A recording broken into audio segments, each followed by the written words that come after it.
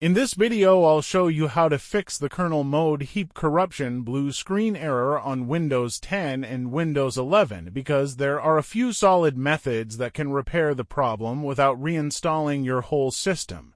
The first method is running a disk check scan. Start by opening the Windows search bar and type command prompt. Make sure you launch it as administrator. Once the window opens, type /f/r and press enter. This scan checks your drive for file system problems, damaged sectors, and other storage-related issues that can cause crashes or random blue screens.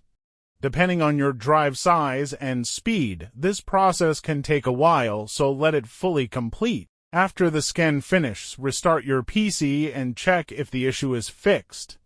The second method is updating your drivers because outdated or broken drivers are one of the most common reasons behind the kernel mode heap corruption error. To make this easier, open your browser and search for Intel Driver and Support Assistant. Download it only from the official Intel website. If your PC uses AMD hardware instead, download the AMD drivers and support software directly from the official AMD website.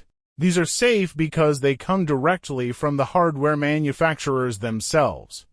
Once installed, the software will scan your computer and automatically help update outdated drivers without you having to manually search for everything one by one. This can fix compatibility issues and driver crashes that trigger the blue screen. If the error still happens after that, the last method is running an SFC scan. Open command prompt as administrator again and type sfc/scano.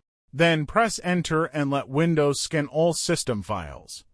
This command checks for corrupted or missing Windows files and automatically repairs them if possible. Once the scan is done, restart your PC again and check if the blue screen error is finally gone.